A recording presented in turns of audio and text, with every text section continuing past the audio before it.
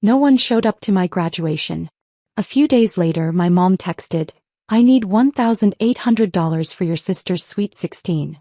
I sent a single dollar with a polite congrats, and finally put myself first. I thought that was the end, until one unexpected message made me question everything I knew about family. "Where's your family?" That's what my classmate asked me after graduation, scanning the crowd with innocent confusion, expecting to see my mother waving, my sister cheering, somebody proud of what I'd accomplished. I lied. I said they were running late. The truth? Not a single one of them showed up. And 4 days later, my mother had the audacity to text me asking for $1,800 for my sister's party. No apology, no explanation, just another demand like I owed her my entire paycheck for existing. That's when I snapped. I sent her $1 with congrats and changed the locks on my apartment. I thought that was the end. That I'd finally put myself first and could move on. But the retaliation came fast. Police at my door, my identity stolen, my credit destroyed. And then came the message that changed everything. A text from my Aunt Diane, someone my mother had kept me away from for 15 years. "We need to talk. It's about your mother, and some things you deserve to know. This is the story of how I stopped being invisible. And how one unexpected message revealed the family secret that explained everything. Let me start from the beginning. The graduation ceremony took place on a perfect June afternoon in Denver. The sun gleamed off the stadium seats, and the air buzzed with excitement as families clutched bouquets and phones, ready to capture every precious moment. When they called my name, Maya Elizabeth Hartwell, Master of Business Analytics, I instinctively searched the reserved family section. Empty metal chairs stared back at me in perfect, devastating rows. I forced myself to smile for the photographer, gripping my diploma frame so tightly my knuckles turned white. Around me, the celebration exploded. Students embraced their parents. Friends screamed with joy. A little boy ran across the grass holding a sign that read, "That's my sister." I stood alone, trying to make myself smaller, invisible in a crowd of hundreds. Paya. Jenna, my study partner, bounded over with her entire family trailing behind. Her mother immediately pulled me into a warm hug that smelled like vanilla and home-cooked meals. "You must be so proud, sweetie. Where are your folks?" The lie came easily, years of practice. "Oh, my mom had a work emergency. She feels terrible about missing it." Jenna's mom made sympathetic noises and insisted on taking photos with me. Their kindness somehow made the emptiness worse, like salt in a wound I'd been pretending didn't exist. I posed between strangers who cared more about my achievement in 5 minutes than my own mother had in 26 years. The drive back to my studio apartment in Aurora felt endless. I watched other families stream into restaurants, graduation balloons bobbing from rear windows, and I let myself imagine, just for a moment, what it would feel like to have someone waiting for me. To matter. This wasn't the first time they'd abandoned me on a day that should have mattered. They missed my undergraduate graduation too. That time, Mom said my younger sister Brooke had a regional cheerleading competition that was absolutely critical for her future. When I made the dean's list my sophomore year, she was too busy. When I got accepted into grad school, she asked if I was sure it was worth the debt. The pattern was so consistent it had become almost comforting in its predictability. At least I always knew what to expect. Nothing. What I'd learned to expect was being the family bank account. Started when I was 17. I got a job as a cashier at Target, then picked up weekend shifts waiting tables at a local diner. Half of every paycheck went straight home without me even being asked. Mom's texts always had the same tone. "Brooke needs new competition shoes," or, "Can you help with the electric bill this month?" They were phrased like requests, but we both knew they were demands.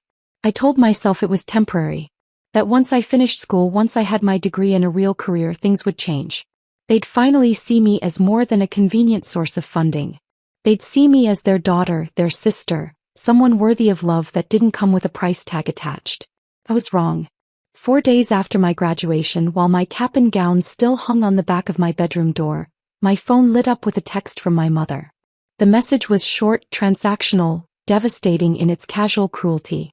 "I need $1,800 for Brooke's Sweet 16. The venue needs a deposit by Friday." I stared at those words until my vision blurred. No, "How are you doing?" No, "Congratulations on your master's degree." No acknowledgement that she'd missed the most important day of my academic life. Just a number and a deadline, as if I existed solely to fund everyone else's happiness. My savings account held just under $4,200. Every penny scraped together through sacrifice, side hustles, and living on ramen for 2 years. That money was supposed to be my emergency fund, my security deposit for a better apartment, my small insurance against a world that had never been particularly kind to me. Something inside me that had been bending for 26 years finally snapped clean in half. I opened Venmo with trembling fingers. I entered the amount, $1. Added a note, "Congrats on the party," and hit send. The transaction went through instantly. Paid. I sat there for a full minute watching that word glow on the screen like a declaration of independence.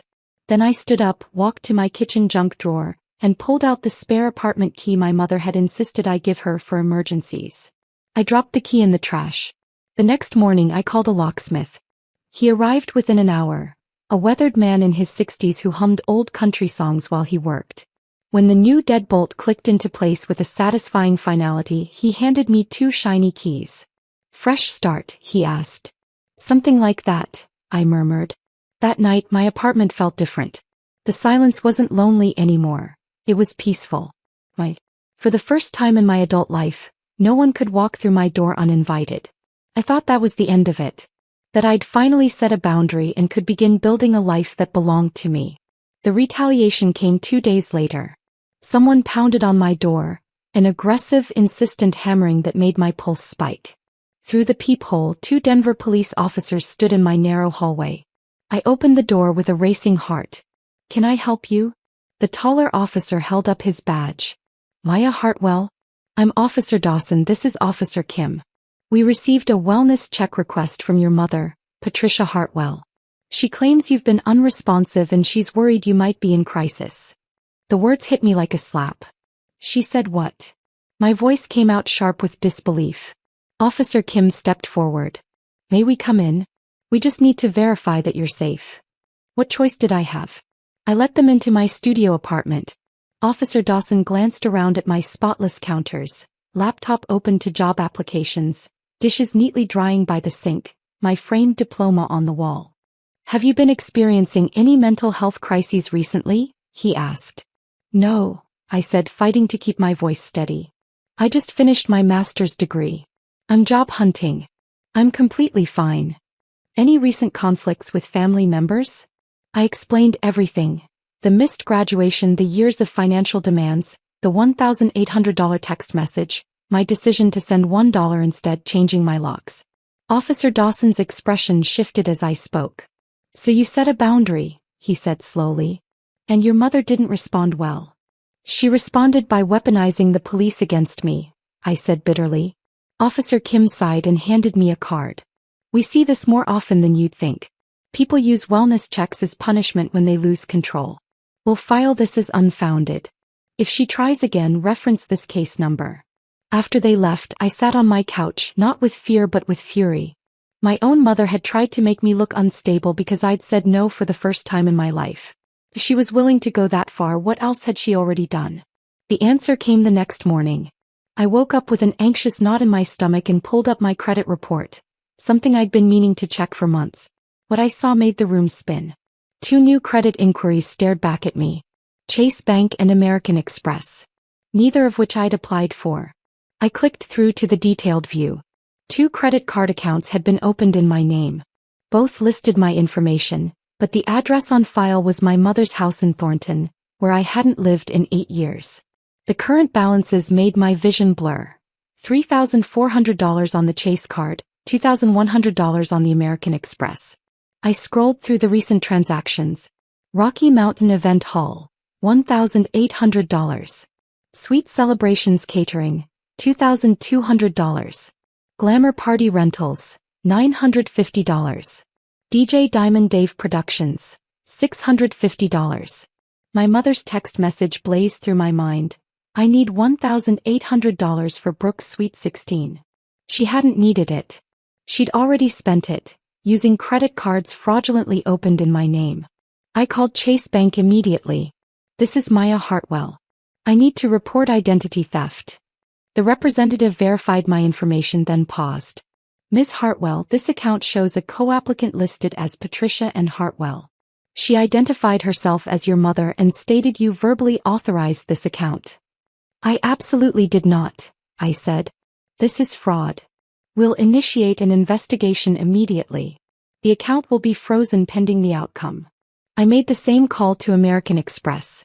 After I hung up, I sat in the morning sunlight, completely numb. My mother had stolen my identity, racked up thousands of dollars in my name, and then tried to extort me to cover her tracks. I opened the voice recording app on my phone. Colorado is a one-party consent state. I could legally record our conversation without telling her. I took a deep breath and called my mother. She answered on the second ring, her voice dripping with false sweetness. Why, I was just thinking about you, honey. Were you? I said calmly.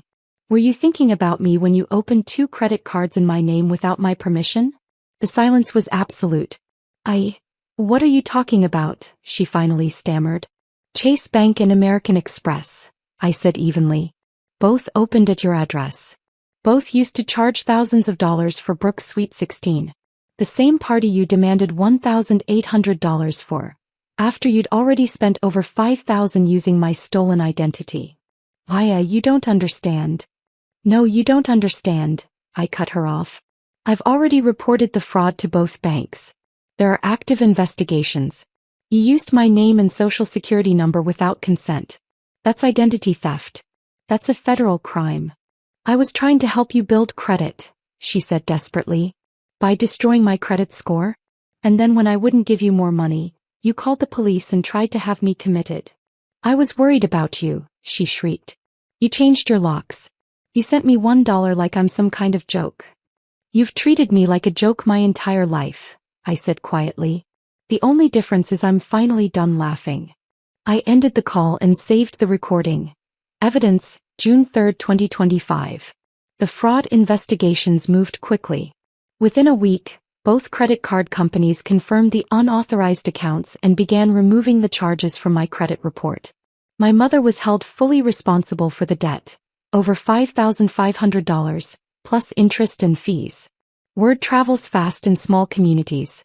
Within days, I started getting messages from people I hadn't heard from in years asking about the credit card situation. I didn't respond to any of them. Brooke's Sweet 16 became the event everyone talked about, but not for the reasons my mother hoped. The venue demanded cash payment up front. When my mother's cards were declined, the party was quietly canceled. Brooke called me that night sobbing. You ruined everything. Everyone at school is talking about us. My party is destroyed and it's all your fault. Your party was paid for with fraud, I said flatly. Mom stole my identity and committed a felony. I didn't ruin anything, she did. She's your mother. Family is supposed to help each other.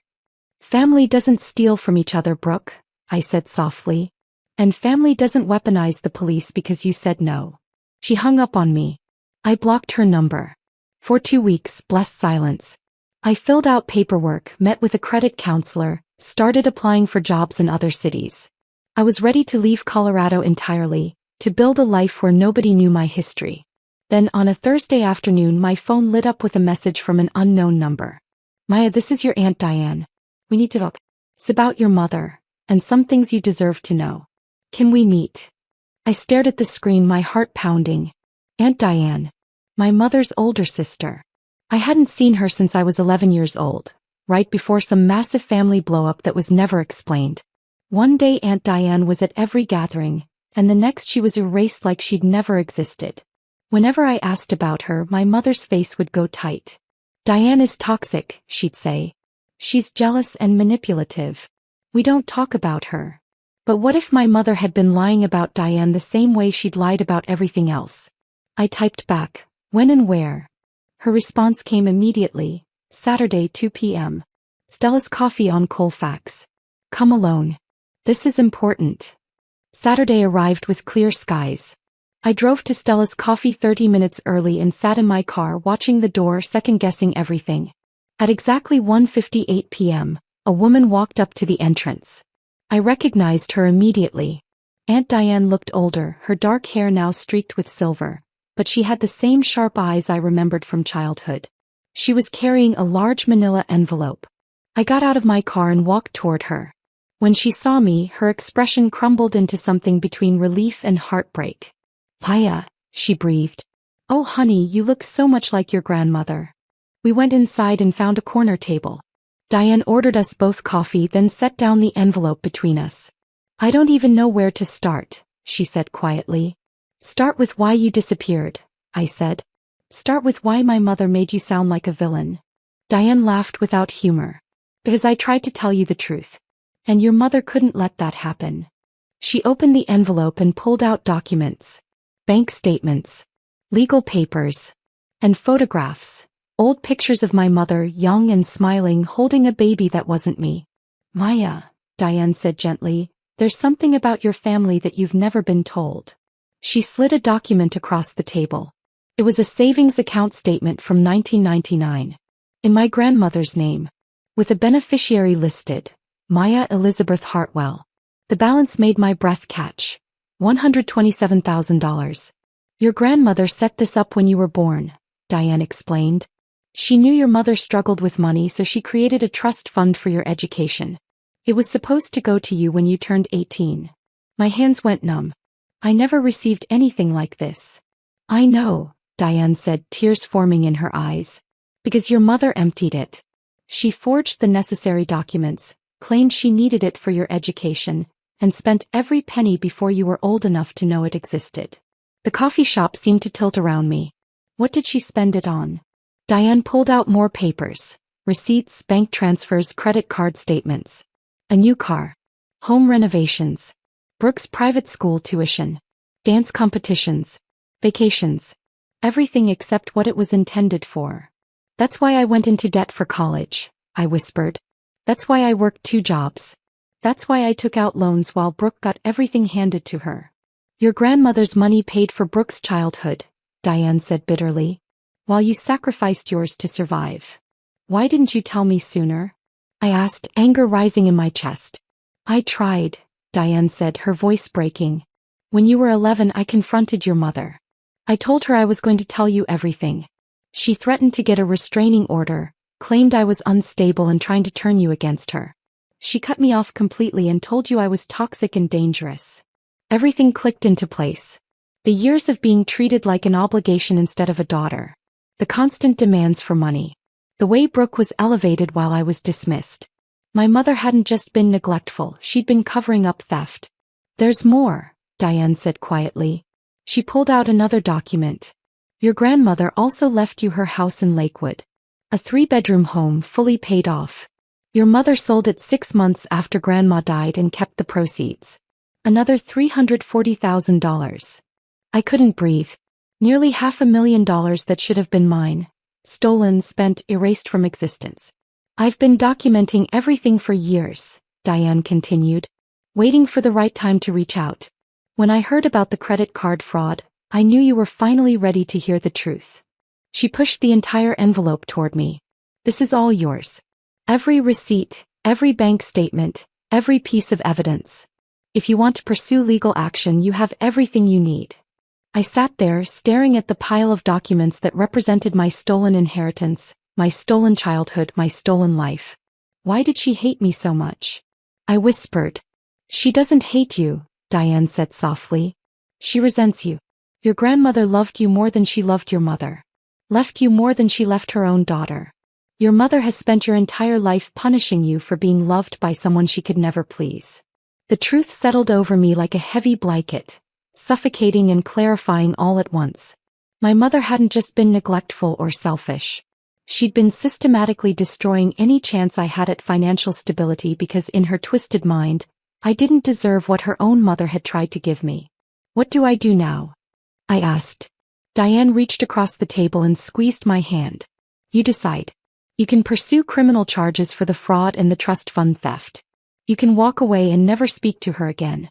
You can try to negotiate restitution. But whatever you choose, you do it knowing the whole truth." I left Stella's coffee that afternoon with the manila envelope clutched to my chest and a clarity I'd never experienced before. For 26 years I'd believed I was the problem. That I wasn't good enough, didn't sacrifice enough, didn't love hard enough to earn my family's affection. But the truth was devastatingly simple. My mother had stolen my future and then convinced me I should be grateful for the scraps she left behind. 3 days later, I sat in a lawyer's office in downtown Denver. "Based on what you've shown me," the attorney said, reviewing Diane's documents, "you have a strong case for both criminal fraud and civil restitution. The trust fund theft falls within the statute of limitations if we can prove ongoing concealment." "What would that look like?" I asked. "Criminal charges for identity theft and fraud. She'd likely face probation and mandatory restitution. Civil suit for the trust fund and property sale, you'd be entitled to the full amount plus interest, which would be somewhere around $650,000 in today's dollars." The number made my head spin. "How long would it take?" "A year, maybe 2. And it won't be easy. Family cases rarely are." I looked down at my hands. The same hands that had worked double shifts to send money home, that had gripped my diploma while standing alone, that had trembled while changing my locks. "Do it," I said. "File everything." The lawsuit was filed on a Monday morning in July. By Tuesday afternoon, my mother's lawyer had called requesting a meeting. I refused. By Friday, local news outlets had picked up the story. Woman sues mother for $500,000 in stolen inheritance. My phone exploded with messages. From former classmates, distant relatives, people I'd never met. Some supportive, many cruel, all curious. I ignored them all except one. It was from Brooke. "I didn't know. I swear I didn't know about Grandma's money. Mom told me it all went to taxes. I'm so sorry, Maya. I'm so sorry for everything." I stared at that message for a long time before responding. "I believe you. But I can't have a relationship with you right now. Maybe someday. Take care of yourself." The legal battle dragged on for 18 months. Depositions. Court hearings. Mediation attempts. My mother fought every step, claiming the trust fund was a family resource, and she'd used it for the greater good. But the evidence was overwhelming. In March 2027, the judge ruled in my favor. Total restitution: $687,000 including interest and penalties. My mother was also convicted of identity theft and placed on probation. She never apologized. The money hit my account on a rainy Tuesday afternoon. I sat in my new apartment in Boulder, a bright 2-bedroom with mountain views, and watched the numbers appear on my banking app. I didn't feel victorious. I didn't feel vindicated. I felt tired. And free. I used part of the money to pay off my student loans. Invested a portion. Donated $50,000 to a scholarship fund for first-generation college students who'd aged out of foster care. Kids who, like me, had to build their futures without family support. And I bought myself something I'd never had. Time. Time to figure out who I was without the weight of their expectations. Time to heal. Time to build a life that belonged only to me. On a warm September evening, almost 3 years after my graduation, I stood on my balcony watching the sunset paint the mountains gold. My phone rang. "Aunt Diane. How are you doing, sweetheart?" she asked. "I'm good," I said and realized I meant it. "I'm actually really good." "Your grandmother would be so proud of you," Diane said softly. I smiled, tears forming in my eyes. "I wish I'd known her better." "She knew you," Diane said. "That's why she left you everything. She saw who you'd become." After we hung up, I stayed on the balcony until the stars came out. I thought about that girl standing alone at graduation, smiling for a photo while her heart broke. I thought about the moment I sent that single dollar and changed my locks. About the fear and fury and eventual freedom. Family is supposed to be the people who show up. See, who celebrate your victories and catch you when you fall. For 26 years, I kept trying to earn that from people who were never capable of giving it. But I'd built my own family now. Aunt Diane, who'd waited 15 years to tell me the truth. Jenna and her parents, who'd made space for me at their table. The lawyer who'd believed my story. The scholarship students I'd never meet but whose lives I'd helped change. And most importantly, myself. I'd shown up for me. I'd seen me. I'd chosen me. And that, I realized, was worth more than any inheritance. The day after my graduation, I thought nobody had shown up. I was wrong. I did. And I've been showing up for myself ever since. If you've ever had to choose yourself when your family wouldn't choose you, you're not alone. Drop a heart below so I know you're out there. Your story matters. You matter. And one day you'll stand on your own balcony watching your own sunset and realize that being your own hero was the victory all along. If this story of standing up for yourself hit you right in the heart, smash that like button right now. My favorite part was when Maya sent that single dollar with, "Congrats," and changed her locks for the first time. What was your favorite moment? Drop it in the comments below. And if you've ever had to choose yourself when your family wouldn't choose you, you're not alone. Let me know where you're watching from.